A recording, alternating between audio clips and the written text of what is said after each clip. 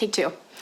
Hey there, happy Friday. Welcome to the Urban Domestic Diva channel. We are what, in week 2 or week 3 in self-quarantine?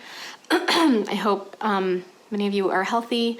And if you're not, I hope you get well soon. My thoughts and prayers go out to all of you as we kind of struggle through another quarantine week.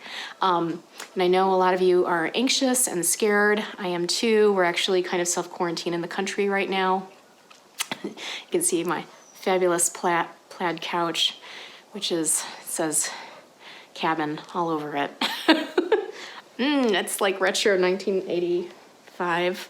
Anyway, so today we're going to do some canning. Strawberry season is happening, COVID or not, and I need to make some room in my freezer for fresh new batch of strawberries that hopefully are coming from the farmer's market soon. So I'm going to be doing a lot of strawberry action in the next few weeks.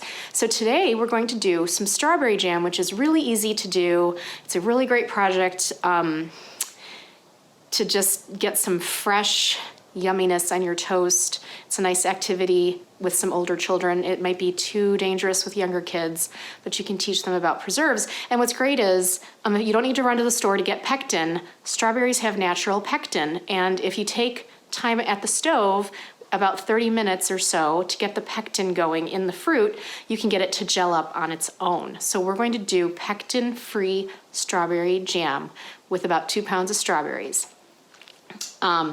If you have other fruit in the freezer that you want to make jam with, just check the pectin content.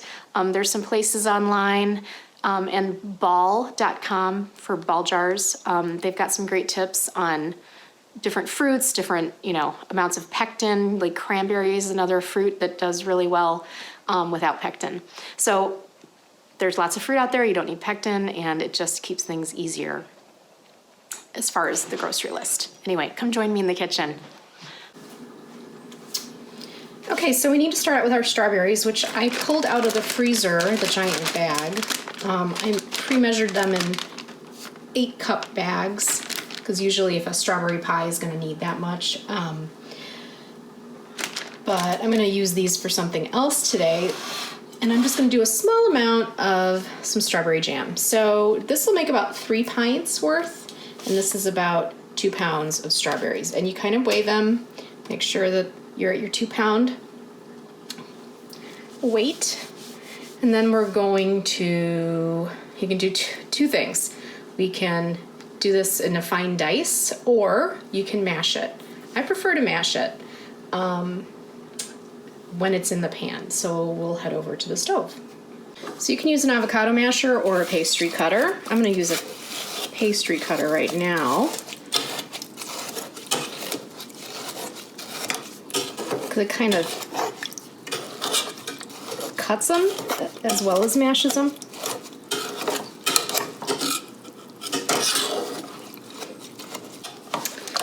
So check every once in a while on how mashed things are. It's up to you how much fruit bits you want in this, because this is going to break down once it starts cooking. And this needs to cook for a while because we're not going to use pectin, so it will break down. I like my jam with nice chunky pieces in it. That's me. To this, we're going to add a 1/4 cup of fresh lemon juice.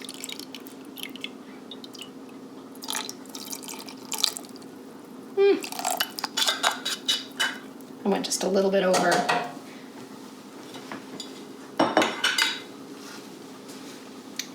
Four cups of sugar. We got 2 pounds of strawberries, so you double the amount in cups for the sugar. And I'm just going to add a dash of kosher salt, just a little bit. Give this a good stir.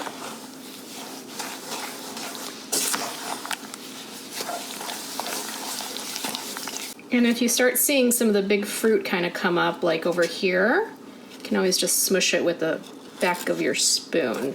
And you're going to keep doing this as this cooks. Okay, it's combined. So now we're going to turn the heat on, and I'm going to bring this to a boil.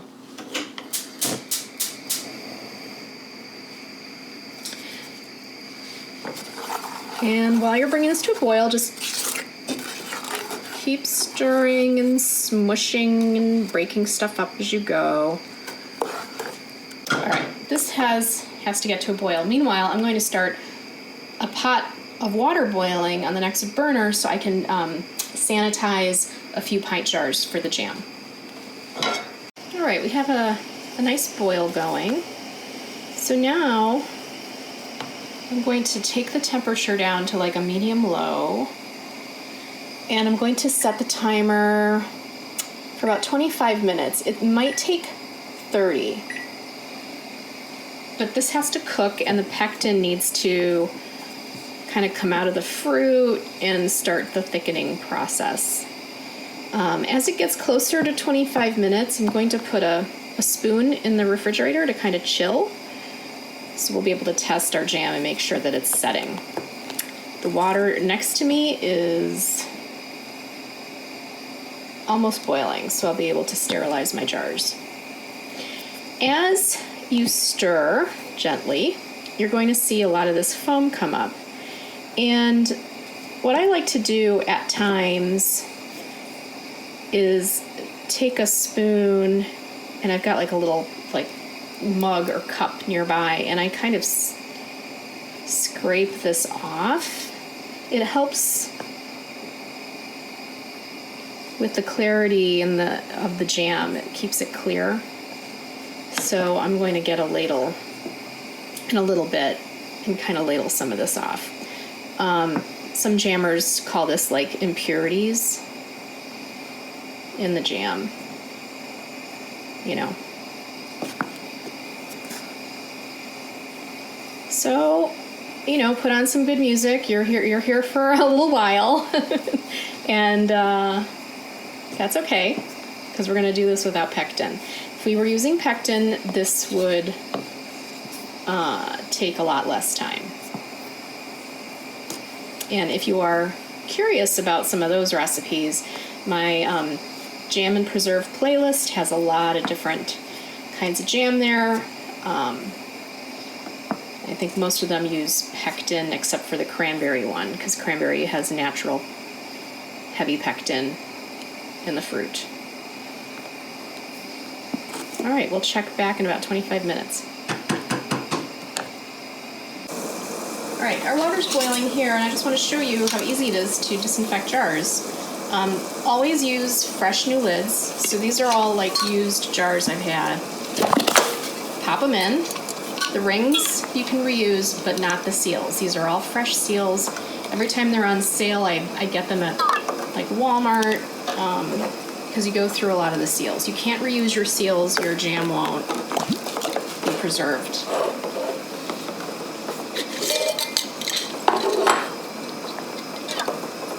Now, make sure that everything's submerged. So I'm gonna poke that one guy in a sec. And you want to boil these for about 5 to 10 minutes. Let me get that guy down. This has been going for about 10 or more minutes.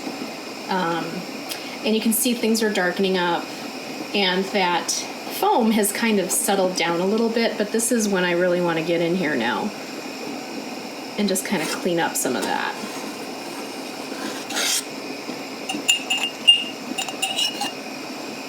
And I'm just using a ladle, and I'm just kind of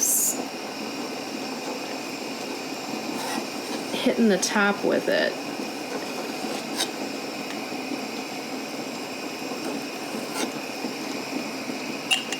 And I've got this little mug over here that I'm just using as my holding area. So periodically do this, it'll help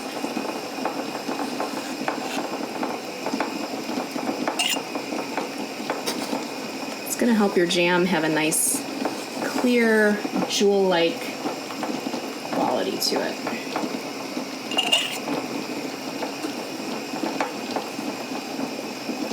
Okay, so I pulled out my jars, and this is a nice, fresh, clean towel, lint-free.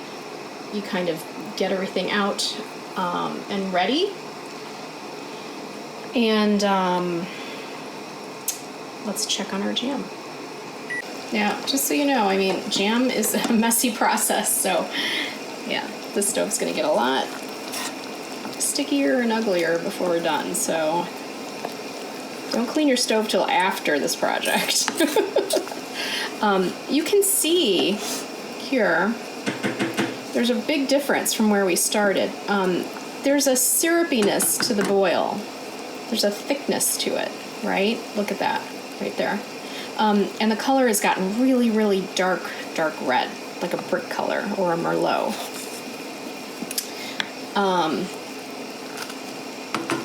My timer's about to go off. That's 25 minutes. About 10 minutes ago, I put a spoon, 2 spoons, in the refrigerator. Turn this off. Okay, so I'm gonna grab one of the spoons, and this is how you know that your jam is ready, even though it doesn't quite look like it is. All right, our chilled spoon.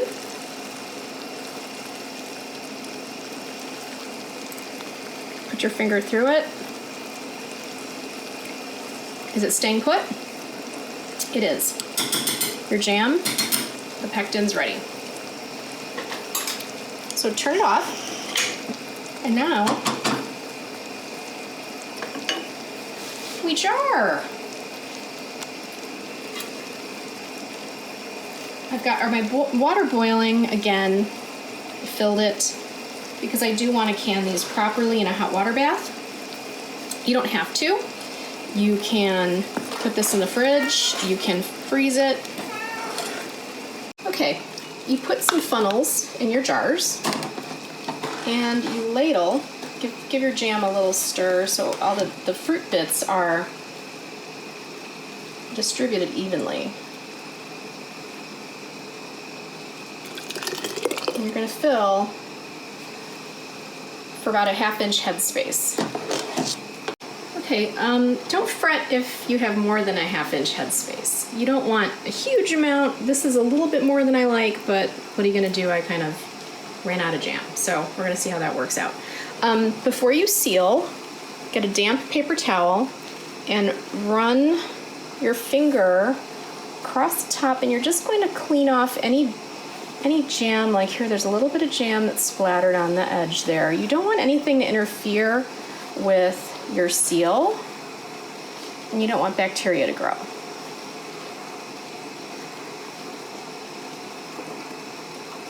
Try not to touch anything with your fingers. Not anything that's going to be kind of with touching the inside of the jar, you know, with the fruit, with your seal. You can touch the outside of your rings and stuff like that.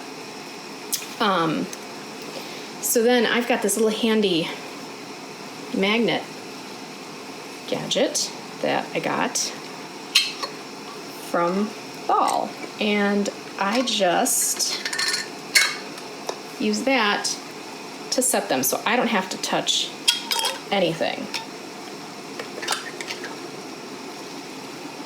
And that's how you keep things sanitary. So once you get your seal on, put your rings on, and you don't want to go too tight. You just kind of want to like finger tight, like just like an udge, because you want the glass to contract and expand as it's sealing.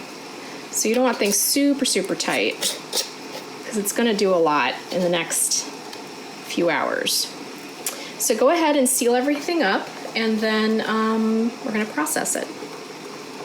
All right, with your boil, you just kind of set them in there,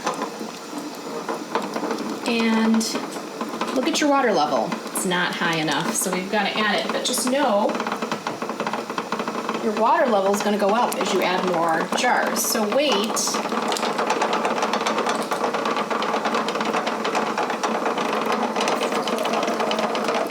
See, already the water's coming up.